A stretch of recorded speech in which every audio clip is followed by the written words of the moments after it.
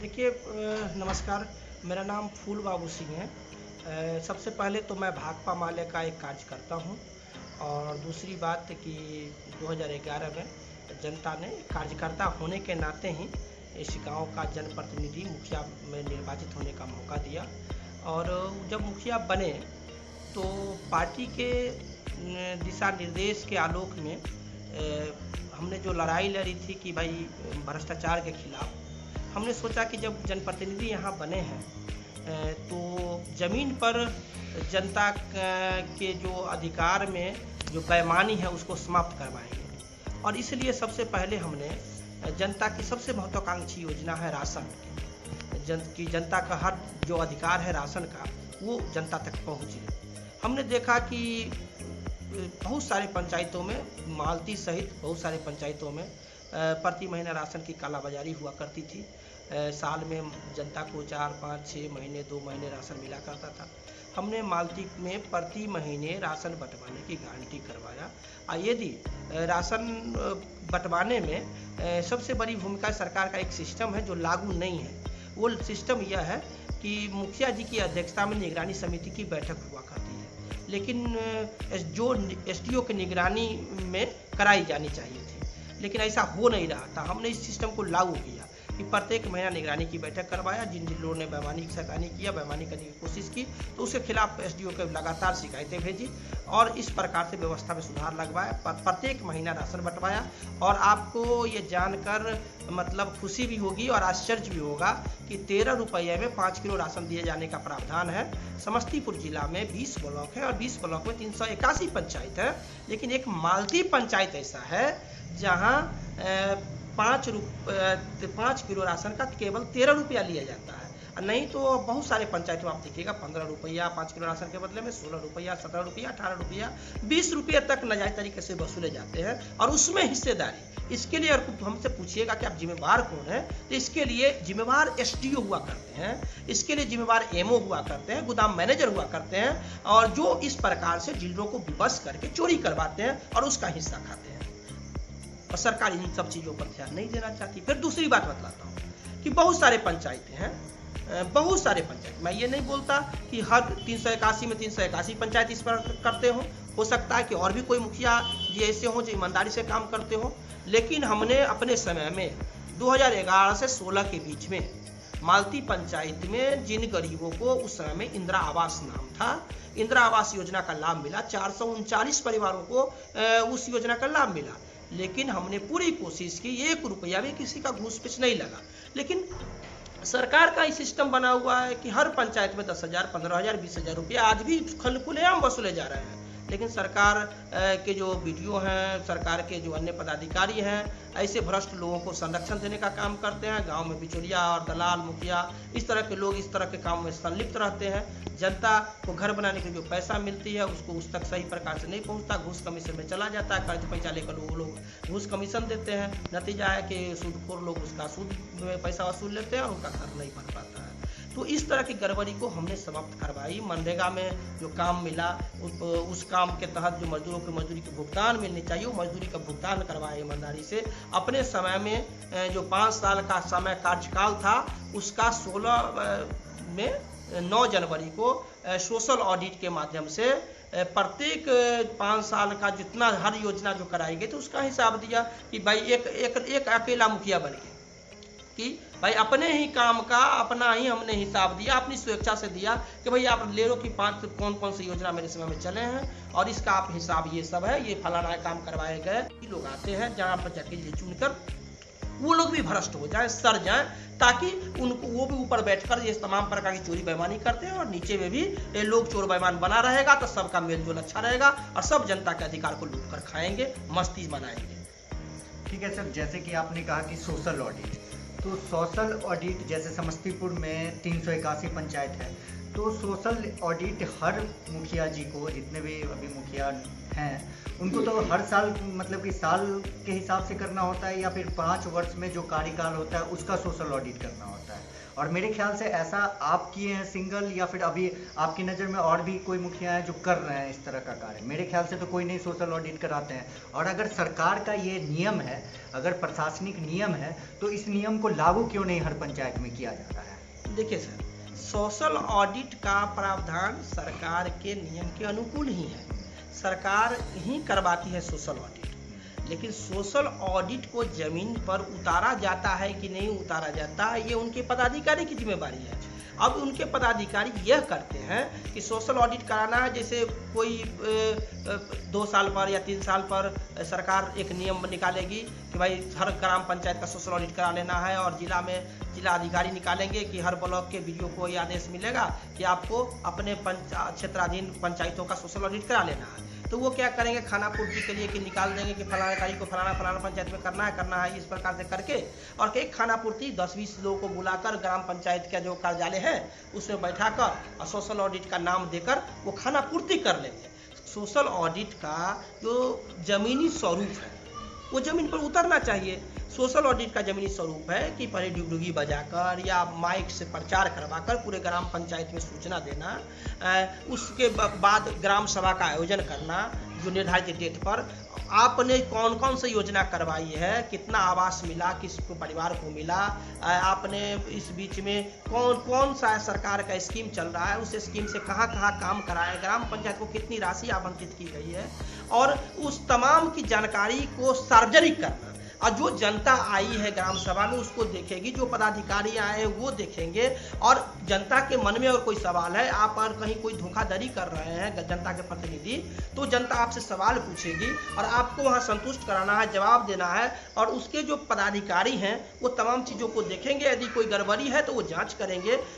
तब वो जो तमाम चीज़ें सार्वजनिक होंगी तो जनता के प्रतिनिधि को भी जनता से डर रहेगा, और जनता को भी लगेगा कि हमारा भी मान सम्मान है कि सरकार के पदाधिकारी उपस्थित हुए, और जनता हम लोगों ने जो सवाल पूछा, मुखिया जी यदि गड़बड़ी कर रहे हैं, जनता के प्रतिनिधि यदि गड़बड़ी कर रहे हैं, हमने सवाल पूछा तो उस पर जांच हुई, और जांच में अगर दोषी पाए जाएंगे तो उस पर कार्रवाई होगी। तो एक उदाहरण बनेगा, भ्रष्टाचार कम होगी, भ्रष्ट लोग डरेंगे।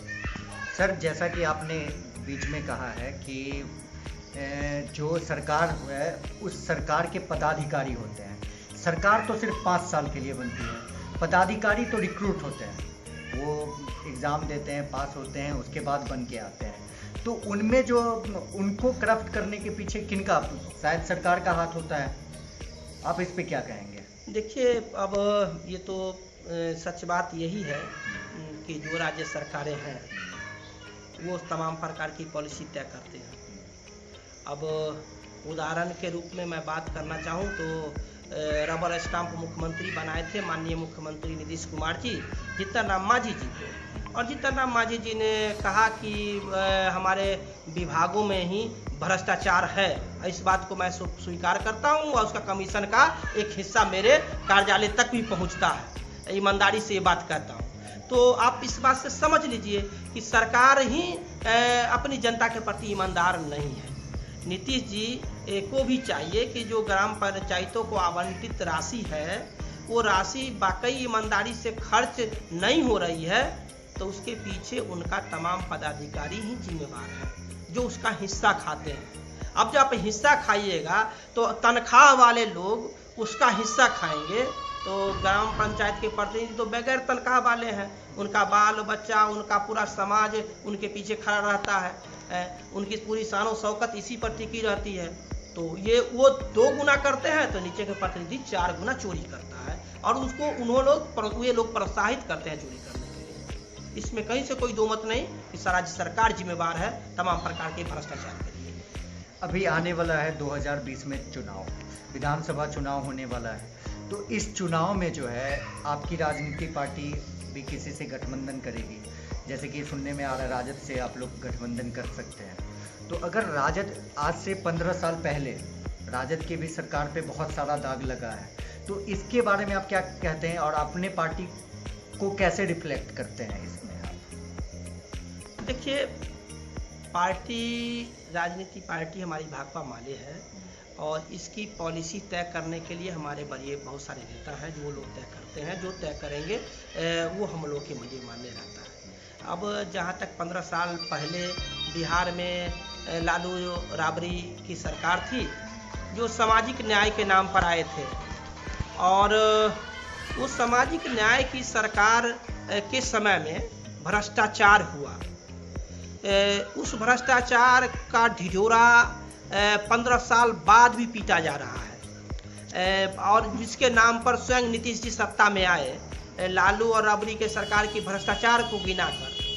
लेकिन लालू और राबड़ी के भ्रष्टाचार था, हम उस भ्रष्टाचार के बचाव में कुछ नहीं बोलना चाहते। वो कानून में के तहत उन पर कार्रवाई हो रही है, अगर वो गलत है तो उनको गलत की सज़ा वो भोग रहे हैं। उनके समय में जो कुछ भी या उनके सज़ा भोग रहे हैं, उनके पक्ष में मुझे कुछ नहीं कहना है। राजनीति में गठजोड़ का दौर है, और उस गठजोड़ के दौर में हो सकता है कि हमारी पार्टी का उनके साथ तालमेल बैठ जाए तो पार्टी मिलकर चुनाव भी लड़ेगी। लेकिन एक बात हम जानना चाहते हैं कि नीतीश जी को बिहार चलाने के लिए जितना समय लालू और राबड़ी को मिला था, नीतीश जी को अकेले बिहार चलाने के लिए 15 साल का मौका मिला।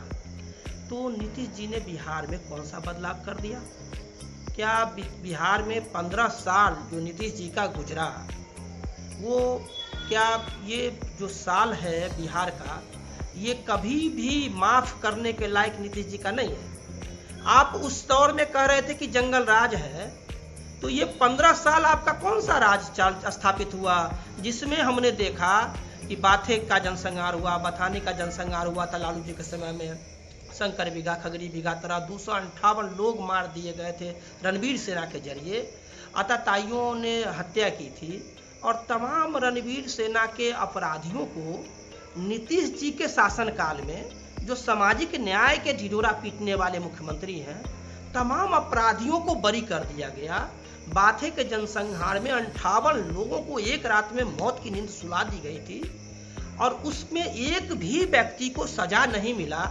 क्या सरकार की ये जिम्मेवारी नहीं थी कि जो उन अपराधियों की पहचान करें? एक आदमी, 2 आदमी की हत्या बड़े लोगों की हो जाती है तो सीबीआई इंक्वायरी सेटअप हो जाता है, और यहाँ 58 लोग बिहार में मार दिए गए लालू और राबड़ी के सरकार में, जिसके खिलाफ हम उस समय में भी लड़ रहे थे, और आपके समय में तमाम अपराधी बरी कर दिए गए और कोई अपराधी साबित नहीं हुआ। तो इससे बड़ा नीतीश जी के माथे पर कलंक और क्या हो सकता है कि ये सामाजिक न्याय के नहीं बल्कि सामाजिक अन्याय करने वालों को संरक्षण देने वाली और उसको जान बचाने वाली सरकार है। अब फिर दूसरी एंगल से विकास के मुद्दे पर भी आप देख लीजिए, बिहार में 15 साल में नीतीश जी ने कितनी फैक्ट्रियां लगवाई है। बिहार में जो लालू राबड़ी की शासन काल में या कांग्रेस के शासन काल में बिहार का जो अशोक पेपर मिल था, बिहार का जो चीनी मिल था, बिहार का बहुत सारे जो उद्योग थे जो बंद पड़ गए थे, क्या नीतीश जी ने किसी को चालू करवा दिया गया है? नीतीश जी ने बिहार में रोजगार के कौन से संसाधन ढूंढकर हमें दिया है? आज नीतीश जी तो वहां लाकर बिहार को खड़ा कर दिया कि कोरोना जैसा महामारी जब आया, जब परदेसी मजदूर जब अपने घर वापस आ रहे थे, इन्होंने घर वापस लेने से इनकार कर दिया। वो बिहार के सीमा पर उनको कई दिन तक इंतजार करना पड़ा। जब उनको बिहार के लोगों ने अपने ही गांव आने के लिए लड़ाई लड़ी, तब जाकर उनको आने दिया गया। और इस प्रकार से बिहार को बदहाल बनाकर 15 साल रखे हैं, और अभी भी यही बात ये लोग अपने काम के उपलब्धि को नहीं गिना पा रहे हैं। जो नीतीश जी ने सड़कें बनाई 15 साल में, 2 बार सड़कें बनाई, दोनों बार सड़कें टूट गया। वो 30% राशि वो खर्च नहीं कर पाते हैं विकास योजना पर। जितना का एस्टीमेट बनता है सड़कों का, उसका 30% हिस्सा खर्च नहीं होता है। नतीजा कि वो सड़क जो है 2 से 3, 4 साल, 5 साल जाते जाते सड़क फिर से गड्ढा में तब्दील हो जा रही है।